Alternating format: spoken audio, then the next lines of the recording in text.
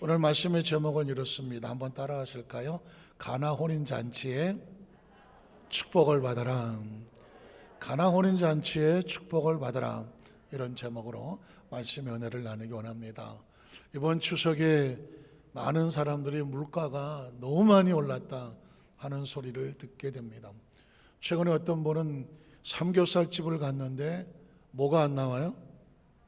설마 삼겹살이 안 나오지는 않겠죠. 상추가 안 나온다는 거예요. 상추가 안 나옵니다. 제육볶음을 먹으러 갔는데 상추가 안 나온다. 왜 상추가 안 나올까요? 비싸서 안 나옵니다. 채소가 80%, 90%가 올랐습니다. 거의 배가 올랐습니다. 그러니 살 수가 없는 거죠. 시금치도 80 몇 프로가 올랐다라는 소리를 들었습니다. 왜 그럴까요? 물가가 고물가가 됐기 때문입니다. 달러는 1달러에 얼마인가요? 1300을 넘어 1350, 60, 70, 80 거의 1400대에 눈앞에 두고 있습니다. 그러니까 옛날에 1000원 주고 사던 거를 1400원을 주고 사야 되는 상황이죠. 그러니까 고환율이라고 말합니다. 고물가, 고환율. 그런데 경제는 성장하지를 못하고 있습니다. 저성장입니다. 그러니까 수출을 많이 해서 수입은 적게 하고 무역 수지가 좀 남아야 되는데 이게 수출이 안 되는 겁니다. 반도체를 먹고 사는 우리나라 같은 나라에서 반도체 경기가 주저앉아 버렸습니다. 그러니까 수출이 안 되거든요. 물건을 팔아야 달러를 가져오는데 달러를 가져오진 못하고 비싸게 외국 것을 수입해 오니까요. 이게 소위 말하는 고물가, 고환율, 저성장, 경제적인 용어인데 퍼펙트 스톰이라고 말하는 겁니다. 그러니까 이 덫에 걸리면 한동안은 이제 정말 먹고 살기가 쉽지 않다. 허리띠를 졸라매야 된다. 이런 상황이거든요. 참 이게 얼마나 계속 지속될지는 아무도 모르죠. 그래서 전 세계는 경제학자들이 또 경제수장들이 바짝 긴장을 하고 있고 서민들은 실제로 막 삼겹살 집에 상추가 안 나올 정도로 좀 실제적인 체감을 하고 있는 것이죠. 이런 상황에 우리가 어떻게 살아야 될까요? 저는 이런 신문 기사를 보다가 문득 어디서 많이 본 것 같은데, 들은 것 같은데, 성경 속에 보면 이스라엘 백성이 애굽에서 나와서 광야를 지나가고 12명의 정탐꾼이 가나안 땅을 정탐하고 와서 그 10명이 그런 소리를 합니다. 물가가 너무 올랐어. 환율이 너무 올랐어. 경제는 땅바닥이야. 우리가 여기서 살 수가 없을 것 같아. 어떡하지? 불안에 떠는 소리가 나옵니다. 혹시 들어보셨습니까? 민수기 13장 31절로 33절에 보면 그와 함께 올라갔던 10명의 정탐꾼들입니다. 사람들은 이르되 우리는 능히 올라가서 그 백성을 치지 못할 것이다. 미래를 바라보니까 이건 여러 가지가 앞길을 막고 있어서 우리의 미래가 보이지 않는다. 이런 말이거든요. 그리고 그들은 우리보다 강하다. 이 고물가, 고환율, 저상정, 이 경제적인 스톰, 이 폭풍이 다가오는데 이걸 우리가 이길 힘이 없다. 그들은 우리보다 강하다. 그리고 그 다음 절에 보면 이스라엘 자손 앞에서 그 정탐한 땅을 악평하여 미래 경제학들의 미래를 바라보는데 이건 도무지 희망이 보이지 않는다. 부정적인 평가를 하고 악평을 하면서 또 우리가 두루 다니며 정탐한 땅은 여기저기 많은 경제 정책이라든가 방법들을 다 사용해 봤는데 뭐가 안 보입니까? 길이 보이지 않아요. 그래서 그 거주민을 삼키는 땅이요. 거기서 본 모든 백성은 신장이 장대한 거인들이고 거기서 네피림 후손의 아낙 자손의 거인들을 보았으니 어떻게 될 것 같아요? 우린 스스로 보기에도 이런 경제 위기를 넘어갈 만한 힘이 없는 아주 초라한 메뚜기 같이 무기력하고 무능력하다. 이건 내 혼자 생각이 아니라 모든 세계 경제학자들이 다 봐도 동의할 수밖에 없다. 이런 내용이거든요. 자, 그러면 크리스찬은 어떻게 할 것이냐? 세상은 이렇게 전명하고 살아가는데 크리스찬은 이 상황 가운데 마치 이스라엘 300만이 그 소리를 듣고 아이고 이젠 죽었구나. 하나님이 보이고 다 필요 없다. 그냥 다시 옛날 애굽으로 돌아가서 그냥 막 살던 대로 돌아가자. 이렇게 할 것이냐? 아니면 이 상황 속에서 성경은 하나님은 우리에게 무엇이라고 말씀하시느냐? 말씀에 귀를 기울일 것이냐? 우리는 선택해야 되거든요. 왜냐하면 신앙은 선택하는 것이거든요. 믿음은 선택하는 것이거든요. 오늘 이 자리는 여러분이 선택하여 나오신 거잖아요. 하나님을 선택했기 때문에 이 자리에 나오는 것이죠. 자, 그러면 하나님은 이 상황 속에서 모두가 절망하고 낙심해하는 이 상황 가운데 뭐라고 말씀하실까요? 민수기 14장 6절로 10절에 보니까 그 땅을 정탐한 자 중 눈의 아들 여호수아, 여분의 아들 갈렙, 이 사람들은 하나님의 말씀에 무장해서 그 말씀을 대언하고 말씀을 의지하는 사람들이거든요. 이 사람들의 말은 곧 믿음의 선포와 같거든요. 이들이 뭐라고 말합니까? 자기들의 옷을 찢고 이스라엘 자손의 온 회중에게 말하여 이르되 우리가 두루다니며 정탐한 땅은 어떤 땅이다? 심히 아름다운 땅이다. 세상은 험악하다고 말하고 장대 같은 거인이 있다고 말하고 고물가라고 말하고 고한율이라고 말하고 저성전이라고 말하고 그래서 절망하고 좌절하고 미래가 보이지 않게 하지만 하나님의 사람들에게 어차피 이 지구는 사람이 돌리고 있는 것이 아니라 하나님이 돌리고 있고, 확신합니까? 우주 만물은 사람이 주관하지 아니하고 하나님이 주관하고 계시고, 어차피 저와 여러분은 사람이 만든 것이 아니라 하나님이 만드신 것이고, 어차피 우리는 지구에 무슨 버스 타고 로켓 타고 온 것이 아니라 하나님이 나게 하신 것이고, 어차피 우리의 미래는 우리 마음대로 할 수 없는 것이고, 그렇다면 어떻게 하나님이 하실 것이니 뭘 믿습니까? 하나님을 믿는 것이죠. 하나님이 컴컴하다고 말하면 컴컴한 것이고, 하나님이 아름답다고 말하면 아름다워질 것이거든요. 성경은 이렇게 말합니다. 우리가 정탐한 땅은 심히 아름다운 땅이다. 미래가 절망과 좌절로 불투명하지만은 않다. 하나님의 사람은 미래를 아름답게 본다. 이유가 뭘까요? 그 다음 절을 보면 야훼께서 우리를 기뻐하시면이죠. 하나님이 기뻐하시는 백성은 그 앞에 장애물이 있다고 할지라도 넘어가게 하실 것이다. 홍해 숲바닥을 갈라서라도 건너가게 하실 것이다. 그게 하나님이라는 겁니다. 문제가 없으면 기적이 없습니다. 홍해수가 없으면 기적이 없습니다. 어려움이 없으면 기적이 없는 거죠. 크리스천은 이렇게 생각합니다. 어렵다고? 그러면 무엇을 기대합니까? 기적을 기대하는 것이죠. 죽을 고비를 넘겨본 사람이 살아나고 나면 그래, 하나님이 살리시는구나, 믿으십니까? 의사가 포기했던 사람이 살아나면 누가 살렸다고 말합니까? 하나님이 살렸다고 말하는 것입니다. 모두가 절망할 때 거기서 일어서면 누가 일으켜 세우는 것입니까? 하나님이 일으켜 세우는 거죠.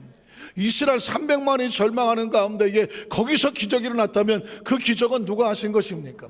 하나님이 하시는 것이거든요.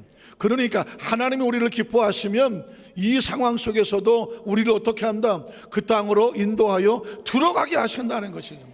경제는 어렵고 성장이 안 되고 어렵다고 말하지만 이 과정 속에서 우리를 먹이시고 입히시고 일어나게 하신다면 이건 내가 능력이 아니라 재수가 좋고 우리 좋은 것이 아니라 누구의 능력이다?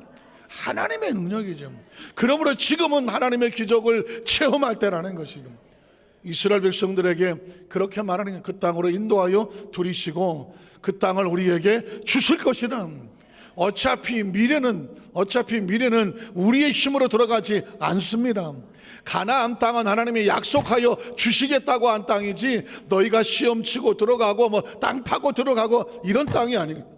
여태껏 지나온 삶을 돌이켜 보십시오. 우리가 살아온 삶이, 우리가 태어나서 작전을 세우고 계획을 세우고 우리의 힘과 능력으로 지난 수십 년을 살아왔나요? 저도 이렇게 많이 살지는 않았지만 살아온 삶을 돌이켜보면 어떻게 살아왔는지 몰라. 중요한 것은 뭐냐? 하나님이 살려주셨다는 것이죠. 믿으십니까? 그런 것입니다. 하나님의 축복은 하나님이 들어가게 하시는 땅이고, 그 땅은 어떤 땅이냐? 젖과 꿀이 흐르는 땅이죠.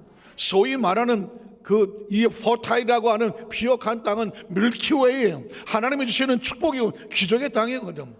저는 여기서 굉장한 충격을 받았습니다. 그래, 하나님은 이스라엘 백성들에게 못 쓰는 땅을 주려고 약속하신 게 아니라니까.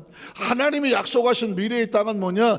최상과 최고의 가치를 가지고 있는 젖과 꿀이 흐르고 있는 하나님의 약속의 땅이에요. 예수님을 구주로 믿으시면 아멘 하시기 바랍니다. 예수를 믿고 하나님의 자녀가 되어지면 우리의 미래는 그냥 삭막한 사막이 아니라니까. 지금 당장 힘들고 어려운 고비를 넘어가는 것 같지만 궁극적으로는 하나님께서 젖과 꿀이 흐르는 부유한 땅, 축복의 땅, 기적의 땅, 은혜의 땅을 주시는 거라니까요. 최근에 제가 어느 장로교 목사님하고 대화하다가 그 목사님이 추석을 맞아서 뭐 어려운 교회를 도우려고 뭐 하는데, 아이 목사님 교회는 큰 교회고 그러니까 나 좀 도와줘. 그러니 가만히 보니까는 아니 장로 교단에서 하는 거를 우리 교단에서 어떻게 또 제 마음대로 할 수 있는 상황이 아니라, 아이고 우리가 무슨 힘이 있어요. 그랬더니 그 부자교회에서 왜 그래? 부자교회? 전 이때까지 강단에서 부자라는 단어를 써본 적도 없고, 우리 성도들 부자 되게 해주세요 그런 얘기 해본 적도 없고, 부자라는 인식은 강단에서 쓰면 안 되는 줄 알고, 우리 교회 부자교회야 라고, 부자라는 것은 교회하고 어울리지 않는 단어, 부자라는 단어는 우리 성도들하고 어울리지 않는 단어, 그렇게 제 머릿속에 박혀 있었는데, 그분이 그 부자교회에서 왜 그래? 라고 하는 말을 딱 듣는 순간에 충격을 받았습니다. 그건 그분이 그렇게 말해서가 아니라 성경 속에 하나님께서 이스라엘 백성을 애굽의 첫 노예 생활을 건져내서 젖과 꿀이 흐르는 땅으로 왜 데려가냐고. 더 이상 노예 생활하지 말고 니네 땅 가져라. 남의 잡살이 하지 말고 너의 집 살아라. 아까 찬양할 때 그랬잖아요. 네가 지치 아니한 큰 집을 내가 줄 것이고, 네가 심지 않은 과실을 먹게 만들어 주시겠다. 하나님은 자기 백성을 굶기지 않는다. 가난하게 만들지 않는다. 자기 백성을 버려두지 않는다. 하나님께서 얻어 살게 하지 않는다. 이 이야기는 우리의 힘과 능력이 아닙니다. 저는 아까 그 찬양을 부를 때마다 이거 좀 날로 먹는 거 아니야? 아니 네가 짓지 않은 집을, 큰 집을 주고 네가 심지 않은 과실을 먹게 하리라? 이거 좀 너무 날로 먹지 않습니까 하나님? 아니 그래도 뭘 좀 나무 판때기라도 갖다 놔야 뭘 그 집을 짓고, 아니 뭐 심어야 낫지. 이게 왜 그럴까? 실제적으로 하나님의 마음이 그렇다는 건 내 백성에게 최고의 집을 주고 싶은 거고, 내 백성에게 최고의 수확을 주고 싶은데 그게 어디 있느냐? 약속의 땅 가나안에 있다는 것이죠. 그러니까 땅이 중요한 것이 아니라 하나님의 마음이고 약속이죠. 가나안 땅은 저 이스라엘에 있는 것이 아니라 하나님의 마음에 있는 것이고, 가나안 땅은 그 마음을 믿는 저와 여러분에게 있는 것이고, 우리의 가슴 속에 가나안 땅이 있는 거죠. 우리의 비전의 가나안 땅이. 지금 이 시간 이후로 저는 우리 여기서 안장케 모든 성도들에게 영적인 거룩한 부자가 되게 하여 주시옵소서. 부자라는 단어를 끊임없이 쓰겠습니다. 왜? 거룩한 부자가 되라, 물질의 부자가 되라, 사업의 부자가 되라, 하나님 지혜의 부자가 되라, 건강의 부자가 되라. 왜냐하면 부유하다고 생각하니까 도와달라고 하더라고.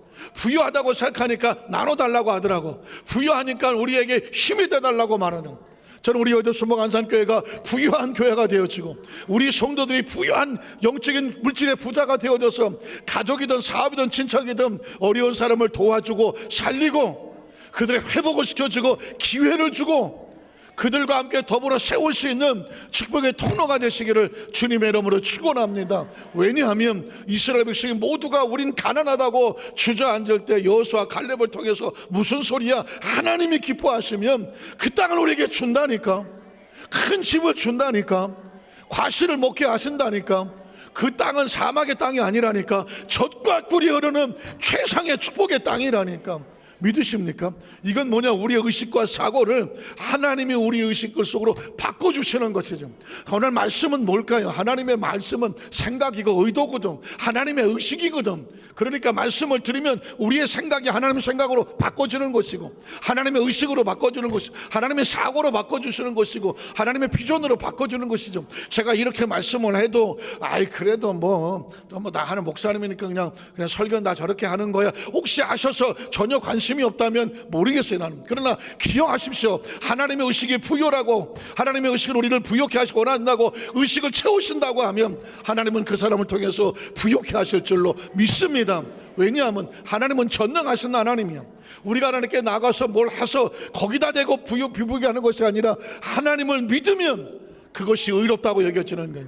아브라함이 하나님을 믿었더니 아무것도 없는데 하나님이 하시겠다는 걸 믿었더니 하나님이 그로 의로 되게 하여 주시고, 그리고 마침내 아브라함을 부욕해 만든 것은 하나님이거든. 오늘 성경에 가보면 아주 피투성이로 무너져서 아무것도 없는 아주 절망의 모습을 발견합니다. 그게 가나 혼인잔치예요. 우린 첫 번째로 가나 혼인잔치의 위기와 예수 그리스도의 모습을 보려고 합니다. 아마 여러분 성경을 조금 아시고 설교도 수없이 많이 들었다면 예수님의 첫 번째 기적은 어딜까요? 가나 혼인잔치. 그 잔치에 도대체 무슨 일이 벌어졌을까요? 안타깝게도 가장 기뻐해야 될 결혼식에 가장 처참한 일이 벌어지고 말았습니다. 요한복음 2장 1절에 보니까 사흘째 되던 날 갈릴리 가나입니다. 가나. 혼례가 있어 예수의 어머니도 거기 계셨고 예수와 그 제자들도 혼례 청함을 받았습니다. 그냥 초청되어 가서 앉아 있는 것이죠. 그런데 이런 상황이 벌어집니다. 뭐가 떨어집니까? 포도주가 떨어집니다. 이스라엘 백성들의 최고의 클라이막스는 결혼식을 마치고 피로 이러면서 잔치를 벌리고 빵과 포도주를 나누어 먹으면서 그리고 최상의 포도주를 나누어 주면 포도주를 마시면서 신랑과 신부를 축복하고 그 아버지 어머니를 손주들을 축복해 준단 말입니다. 그러니까 그 기쁨으로 축복을 해주면 그 축복을 가지고 그때 그 집에 혼인잔치 갔더니 진짜 최상급 포도주를 내놨더라. 나 이렇게 맛있는 거 먹어본 적 없어. 정말 마음껏 기쁨으로 축복을 해서 아마 잘 살 거야. 이런 분위기로 돼야 되는데 이거는 잔치가 끝나서 아직 끝나지도 않았는데 포도주가 떨어졌어. 많은 사람들이 이거 뭐야? 우리 이렇게밖에 대접을 안 하나? 아니 이 집은 뭐 이렇게 인색해. 그냥 가자. 이런 분위기라면 혼인잔치에 신랑과 신부를 축복해주고 혼주들을 축복해줘야 되는데 사람들이 그냥 파장이 돼서 그냥 슬슬 빠져나가고 그럼 평생 이 가정은 뭐가 되겠습니까? 혼인잔치에 제대로 대접도 하지 않은 그런 가정으로 낙인을 찍혀서 사람들 앞에 고개도 들지 못하고 지난번에 보니까 저 사람들 우리한테 별로 관심이 없어. 그런 집이야. 이게 평생을 뒤집어 쓰고 살아야 되는 상황이거든. 인생을 살다 여러분 그런 일이 있지 않습니까? 예상치 않았는데 경제적인 위기가 다가오고 사업의 위기가 다가오고 여러 가지로 힘들고 어려워서 정말 꼼짝달싹도 못해. 설상가상으로 그 상황을 보면 예수의 어머니가 예수에게 이르되 저들에게 포도주가 떨어진 동동아 포도주가 아예 없어. 두 번이나 강조가 됩니다. 이제 이 집안은 어떻게 될까요? 혹시 예수를 믿는 크리스찬들이 삶을 살아가다가 경제적으로 재정적으로 위기를 만났어요. 어떻게 할까요? 그 다음 장면을 보면 이런 상황이 벌어집니다. 4절에 보니까 예수께서 이르시되 여자여 나와 무슨 상관이 있습니까? 내 때가 아직 이르지 아니했습니다. 예수의 어머니가 이 집안에 포도주가 떨어져서 이제 큰일 났어. 잔치가 파장이야. 그래서 이 상황을 예수님이 앞에 내려놓고 포도주가 없네? 라고 말했습니다. 그랬더니 예수님께서 여자여, 사실상 유럽 마드모아젤 또 마담 이런 식으로 예우하는 표정인데 한국말로 바꿔놓으니까 그냥 여자애가 돼서 조금 이해하기 어렵지만 어머님 이런 뜻이거든요. 나와 무슨 상관이 있습니까? 이게 굉장히 중요한 메시지가 있습니다. 아니 포도주가 없다고 말했는데 예수님 말씀하기를 그래서 어쩌라고요? 아니 이 집에 포도주 떨어진 거하고 나하고 무슨 상관이 있습니까? 예수란 뜻은 자기 백성을 그들의 죄에서 건져내시는 구원자일 뿐이거든요. 죄에서 구원하는 구원자인데 이 집에 포도주가 떨어져서 재정적이든 경제적이든 사업이든 직장이든 위기를 만나고 어려움 당했는데 그게 나하고 무슨 상관이 있어요? 사실 예수님께서는 이렇게 말씀하는 것처럼 들려집니다. 여러분 어떻게 생각하십니까? 경제적으로 위기를 만나고 사업의 위기를 만나고 육신의 질병 어려움을 당하고 여러 가지 가정의 문제를 만났어. 그런데 교회하고 무슨 상관이 있어? 교회야 예수 믿고 착한 일 많이 하고 천국 가려고 교회 다니는 것이지 교회하고 이 문제하고 무슨 상관이 있어? 라고 말할 수 있을지 모릅니다. 이걸 해결하시는 분이 예수님이거든요. 예수님은 지금 나는 이 집에 포도주가 떨어진 게 나하고 상관이 없다 이런 이야기가 아닙니다. 포도주가 떨어진 사람이 예수님 앞에 나와서 어머니가 이 집에 포도주가 없다고 말한 이유는 뭐예요? 예수님이 포도주가 떨어진 것을 채울 수 있다 채울 수 없다? 채울 수 있기 때문에 가지고 나오는 거죠. 예수님이 이 떨어진 집에 포도주를 채울 수 있다고 믿기 때문에 아무도 안 나와도 예수의 어머니가 이 집에 포도주가 없어 문제를 가지고 나온 거죠. 무슨 말인지 아시겠습니까? 여러분이 예수님을 치료자로 믿으면 예수님 내가 이런 병으로 고통을 당합니다 라고 말을 합니다. 왜 그럴까요? 예수님 뭐 할 수 있으니까? 치료할 수 있으니까. 예수님 나에게 이런 어려운 문제가 있는데 이 문제가 있어야 하고 예수님 앞에 나올 때는 예수님이 문제를 해결할 수 있다고 생각하십니까? 없다고 생각하십니까? 있다고 생각하니까 나오는 거지. 무슨 말씀인지 아시겠습니까? 지금 여기서 예수는 우리에게 뭘 묻느냐? 너는 나를 어떻게 생각하느냐? 당신은 나를 어떻게 생각하십니까? 포도주가 떨어졌는데 그 문제를 가지고 왔다면 예수님 포도주를 채울 수 있다고 믿기 때문에 가져오는 거잖아요. 오늘 저와 여러분은 예수님 앞에 기도한다면, 간구한다면 무엇을 기대하십니까? 예수님께서 죄에서 사하여 주시는 의로 만드시는 구원자심을 믿으십니까? 그러니까 우리가 회개를 하는 거지. 그래야 예수님부터 의가 오는 거지. 우리가 정말 여러 가지 부족하고 모자라지만 성령을 받으면, 성령으로 충만하면 하나님 지혜와 명철을 주셔서 능력 있는 자가 될 줄로 믿습니다. 그 기도를 왜 예수님의 이름으로 합니까? 예수님의 이름으로 성령을 부어주시니까. 병이 걸렸지만 예수 이름으로 나와서 기도하는 이유가 뭘까요? 예수님 뭐가 되시니까? 치료자가 되어주시니까. 치료자가 되어주시니까. 믿으십니까? 오늘 이 시간 혹시라도 우리 순복음교회 성도들은 다 예수님이 치료된 것을 믿지만 그럼에도 불구하고 내 병을 예수님이 치료하실까? 의사가 이거 안 된다고 말했는데 내가 수십 년 약을 먹어도 안 되는데 혹시 생각을 했더라도 예수님이 치료하실 것을 믿는다면 오늘 주님 내 몸에 이런 질병이 있습니다, 주님 앞에 내려놓습니다 라고 고백하라는 것이죠. 기도는 뭐냐? 예수님이 어떤 분인가를 우리가 인식하는 거죠. 치료를 내 구한다면 예수님이 치료자임을 믿습니다. 사업과 직장에 어려움이 있습니다. 내가 잘못하여 실패하여 물질의 어려움을 당할 수가 있습니다. 재정적으로 어렵습니다. 하나님 내가 이 예수 이름으로 기도합니다. 이 어려운 문제를 저 앞에 내려놓습니다. 이유가 뭘까요? 예수님이 그 재정적인 비어진 곳을 뭐 할 수 있다? 채워줄 수 있기 때문이죠. 해결할 수 있기 때문이죠. 혹시 사망의 이 처절한 절망의 두려움이 있다고 할지라도 주여 내가 죽겠나이다 나를 살려주시옵소서 라고 기도한다면 예수님은 뭐 할 수 있어요? 사망을 부활로 막을 수 있잖아요. 믿으십니까? 그러니까 교회는 예배를 드리지만 예배는 뭐냐? 말씀을 통해 내 의식과 사고가 바뀌어지는 거예요. 의식과 사고가 바뀌어지는 거죠. 세상 살다 보면 이것도 안 되고 저것도 안 되고 경제는 어렵고 몸은 아프고 뭐 마음대로 되는 일은 없고 뭐 이 사람도 힘들고 저 사람도 있고 가장 믿었던 사람에게 배신도 당하고 삶은 그래. 거기에 받아 있으니까 바깥에 나가고 싶지도 않고 매일 저녁 술만 처맞고 그냥 약 먹고 우울증으로 이러고 있다는 거예요. 그러나 그걸 세상에서는 바꾸지 못하지만 하나님 앞에 나와서 말씀을 통하여 예수는 치료자, 예수는 회복자, 예수는 구원자, 예수는 채우시는 분, 예수는 생명, 의식과 사고를 바꾸면 놀라운 줄은 뭡니까? 그 벽을 뚫고 나간다니까. 세상을 도전할 수 있다니까. 오늘 포도주가 떨어졌다, 포도주가 없다 이 얘기를 듣는 순간 예수님께서 그러면 집에 갑시다 그러면 끝나는 거예요. 예수께서는 묻습니다. 이게 나하고 무슨 상관이 있습니까? 예수의 어머니는 뭐라고 말했겠습니까? 나는 예수를 믿는다. 어떻게 알 수 있느냐? 그 다음 절을 보면 예수님이 채우시기 때문이죠. 두 번째로 비어진 곳을 채워주시는 예수님의 축복의 모습이죠. 요한복음 2장 5절에 보니까 이런 말씀이 있었는데도 불구하고 예수님의 어머니는 예수님 앞에 다른 말을 하지 않습니다. 오히려 하인들에게 이르되 너희에게 무슨 말씀을 하시든지 어떻게 해라? 그대로 믿고 행하라는 것입니다. 때로 여러분 어떻게 생각하십니까? 교회 강단에 선포하는 이 말씀이 때로는 이 3차원의 세계의 의도 3차원의 세계와 맞지 않을 때가 있을 겁니다. 왜냐하면 포도주가 떨어진 곳에 포도주를 채우려면 뭐가 있어야 됩니까? 뭐가 일어나야 됩니까? 기적이 일어나야죠.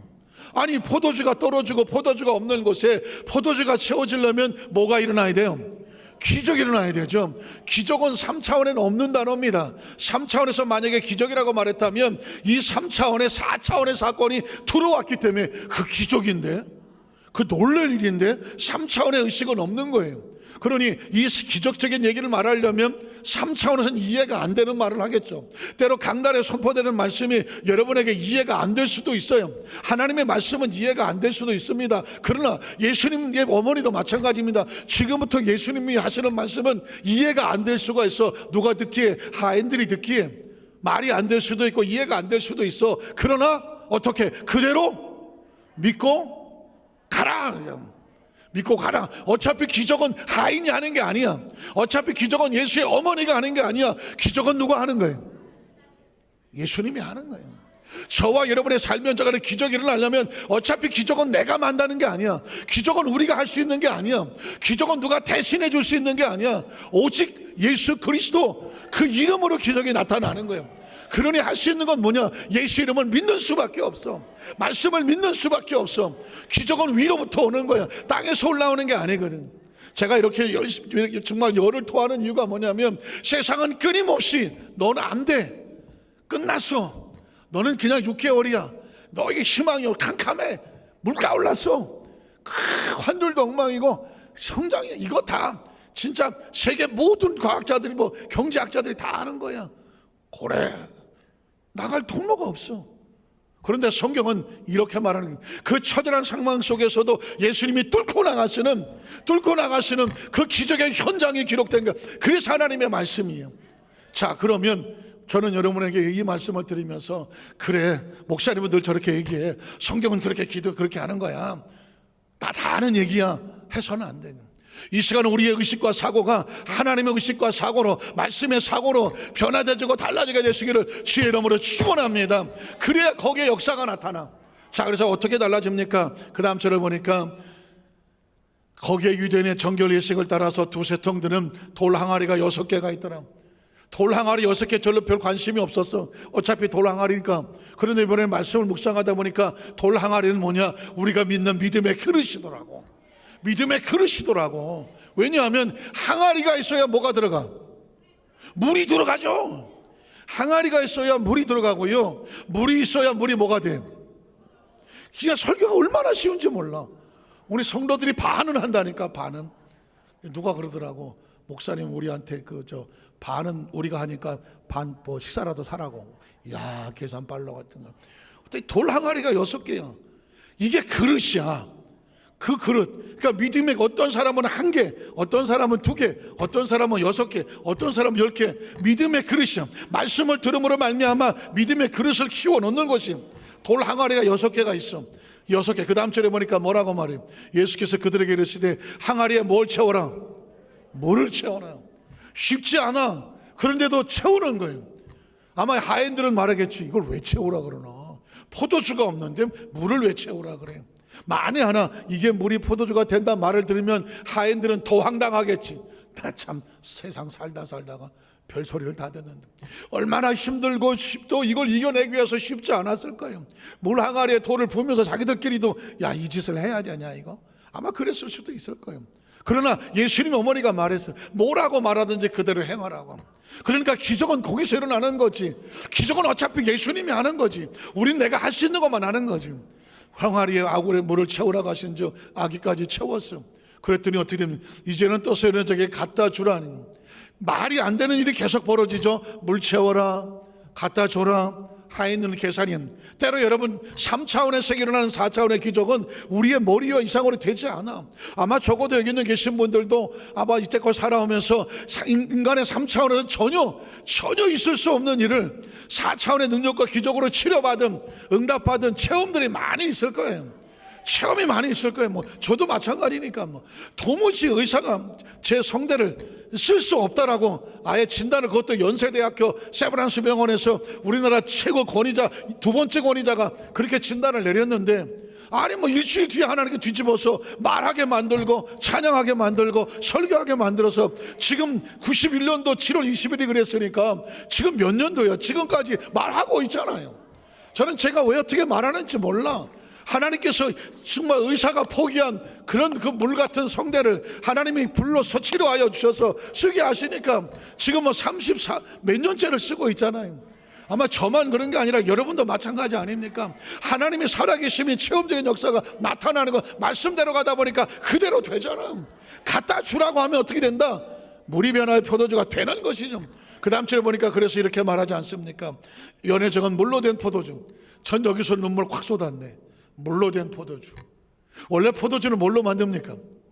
포도로 만드는 게 포도지. 포도로 만든 포도주. 안성포도, 무슨 뭐 대부도 포도, 이 포도 산지를 말하고 있는데 여기 포도는 그 포도가 아니야. 물로 된 포도주야.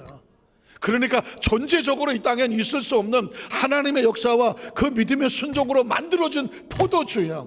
그러니까 하나님께서는 이 연약하고 부족했던 이 물들, 이 아무 맛도 없고 포도주가 아닌 것들을 그거를 들어 사용하셔서 이 잔치를 빛나게 하고 이 잔치를 축복으로 바꾸는 변화로 만드는 통로로 만드시는 거예요. 그냥 물 안의 가치가 최상급 포도주의 가치로 바꿔주는 역사가 나타나는, 이게 주님께서 우리에게 원하시는 거예요. 포도주를 갖다 드리면 어떤 일이 벌어집니까? 그것을 맛보고도 어디서 났는지 알지 못하더라. 그리고 이렇게 말하죠. 물도 온 하인들은 알더라. 그건 물인데 포도주가 됐다. 그들은 기적을 체험했던 사람들이죠. 연회장에 신랑을 불러서 이렇게 말합니다. 사람마다 먼저 좋은 포도주를 내고 취해서 뭐 알딸딸이니 뭐 이게 뭘 주는지 모르니까 그때 값싼 포도주를 주는데, 보니까 그대는 지금까지 좋은 포도주, 가장 최상급 포도주를 두었더라. 그리고 마지막에 이렇게 말합니다. 21절에 보니까 예수께서 이 표적을 갈릴리 가나에서 행하여, 몇 번째 표적이에요? 첫 번째 표적이야. 우린 첫 번째 표적을 통하여 예수님이 이 땅에 오신 목적이 뭔지를 알아야 돼. 비어진 곳에 물과 같이 그냥 세상에 섞어놓으면 아무도 모르는 지극히 평범한 존재인데, 하나님께서 예수를 통하여서 그를 만나 축복하시고 축사하시면 최상급 포도주가 되어야죠. 변화시키러 온 거죠. 우리의 사고를 변화시키고, 우리의 꿈을 변화시키고, 우리의 언어를 변화시키고, 우리의 미래를 변화시켜서 하나님이 만드시는 최고의 작품을 만들려고 해요.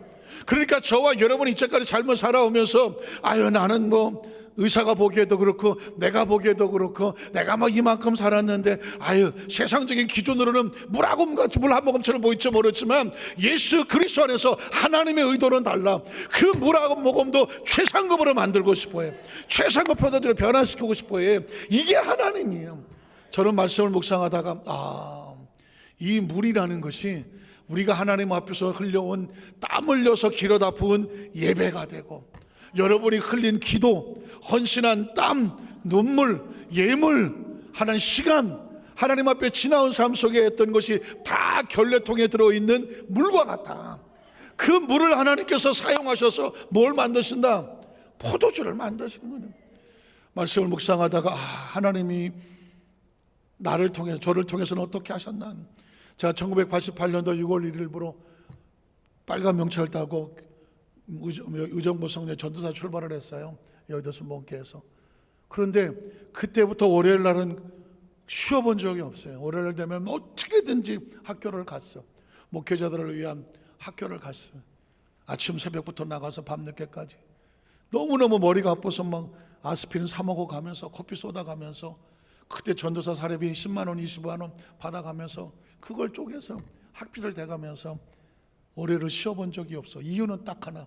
제가 30대에 여의도 순복음교회 교육자를 할 때 그 당시에 듣기 싫은 소리가 뭐냐면, 순복음에는 왜 신학이 없냐, 맨날 불러만 하고 뭐 성령 모자라고 역사와 은사는 마치 나타나도 신학이 없다, 이 소리가 듣기 싫었어.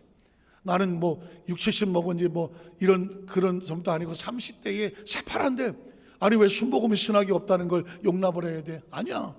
저는 죽으라고 공부, 침례교 쪽도 가고 감리교 쪽도 가고 장로교 쪽도 가고 하다못해 포스케어라고 하는 그 복음교단도 가고, 그래서 대학원도 제가 보니까 3개 4개를 다녔더라고. 그리고 박사학위도 하나 했고, 미국에 가서 또 오랄로부터 공부하려고 찾아다녔고, 비행기를 또 오클라호마 털사까지 비행기를 타고 다니면서 그 박사 과정을 5년을 했어요. 제가 그렇게 한 이유는 딴 게 아닙니다. 순복음이 왜 신학이 없어? 신학이 있어. 그리고 내가 나중에 만날 우리 성도들에게 강단에 서서 떳떳하고 싶어서 정말 최선을 다하여 나는 기도도 하고 예배도 했지만 준비도 했습니다. 공부도 했습니다. 그런 신앙과 신학이 이 균형을 맞춰진 그런 메시지를 전하고 싶어서 그렇게 기도했던 거예요. 그런 수십 년을 공부를 하면서 가만히 따져봐서 학비가 얼마나 들었나? 가만히 얼추 한 1억 가까이 들은 것 같아. 국내 예산 5천만 원, 미국 예산 5천만 원 들은 것 같아. 그 1억 들었다고 제가 어디 가서 알아주는 사람 있습니까? 없습니다. 그렇게 공부했다고 해서 물론 저 신학교에서 좀 알아줘서 와서 강의하라고 하는데, 제가 그렇게 한 건 아무런 대가를 원하지도 않아서 하나님 앞에서 순복음의 신앙과 신학에 견보된 그런 목회자 하나님 앞에 서고 싶었고 성도들 앞에 서고 싶었던 그 염원 하나밖에 없었어. 그런데 지금 생각해 보니까 그게 다 물이었어. 내가 땀 흘린 하나님 앞에 기로다 부은 물이었어. 그리고 하나님은 그 물을 포도주로 바꾸신 거예요. 제가 이 강단에 설교를 할 때 비록 이 시간에 설교를 하는 거지만 이 설교를 위해서 지난 34년을 눈물로 물을 갖다 부은 거예요. 강단에 설교할 때마다 하나님께서 그거를 포도주로 바꿔주는 거예요. 그래서 포도주의 이 말씀을 함께 나눌 때 하나님께서 그 영혼을 살리시기 위해서 네가 가서 물 부어, 그러면 내가 그걸 포도주로 바꿀게. 그 강단에서 말씀을 선포하는 게 나라고 하는 존재는 나는 부족하고 연약한 물 같은 존재였는데 하나님은 말씀을 듣는 성도들에게 포도주가 되게 하셔서 이 영혼도 살리고 저 영혼도 살리고 회복하게 하시는구나. 그게 하나님 얼마나 감사한지 몰라. 우리 하나님 감사 박수 하겠습니다. 그게 깨달아지니까 우리 여도수모 안산교회는 여러분 예수 믿고 지금까지 오면서 아무도 모르지만 하나님 앞에서 피눈물 흘린 거 있잖아. 기도해 놓은 거 있잖아. 남 모르게 헌신한 거 있잖아. 그 예배 드린 거 있고 예물 드린 거 있고 시간 드린 거 있잖아요. 아무리 힘들고 하나님 앞에 그 물덩어리에다 그 항아리에다 물 붓는 것으로 주님 앞에 최선 다한 거 있잖아. 그거 다 물이야. 하나님이 기억하시는 물이야. 그거 딱 하나님께서 포도주로 바꿔서 하나님께서 여러분의 가정과 사업과 직장에 여러분의 자는 삶 가운데에 기쁨과 은혜와 은총으로 축복하실 줄로 믿습니다. 그러니까 포기하지 말고 낙심하지 말고 계속 여러분 하나님께서 원하는 항아리에 물을 부으세요. 하나님은 그 물을 가지고 포도주로 만드신 줄로 믿습니다. 말씀을 정리하기를 원합니다. 지난주 수요일날 이 안산시 기독교연합회의 증경회장들, 연합회 총연합회 증경회장들 한 많이 30명 이상 모이신 것 같은데 같이 식사를 하다가 제일교회 원로 목사님인 고은 목사님 아시죠? 안산의 고은 목사님 모르시는 분은 없죠. 고은 목사님 만나서 같이 식사를 하다가 그분의 말 한마디에 제가 눈물을 흘렸어요. 그냥 눈물도 아니에요.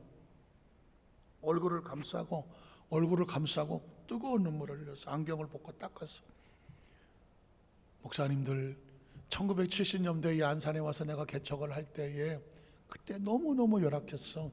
그리고 나는 폐를 잘라서 폐병 환자라 폐를 잘라서 지금도 거의 바짝 마르셨는데 70세인데 그런데 하나님이 나 같은 사람을 사용하셨어.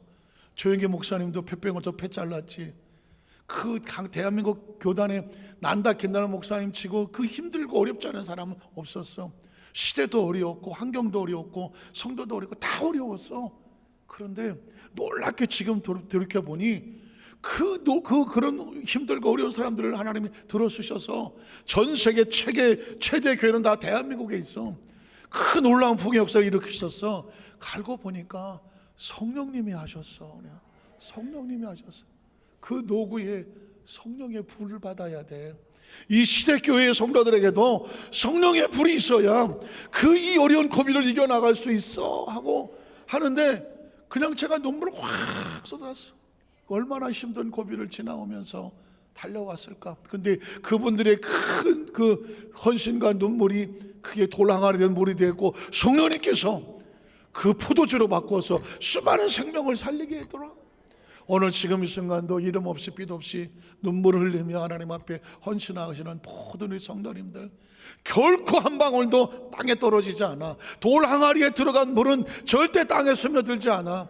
그 항아리에 차곡차곡 쌓여서 하나님께서 포도주로 만들어서 여러분은 반드시 거룩한 영적인 부자로 만들고 물질의 부자도 만들고 사업의 부자도 만들고 건강의 부자를 만들어서 수많은 생명을 살리고 기쁘시게 하는 축복의 통로가 되시기를 주님의 이름으로 축원합니다.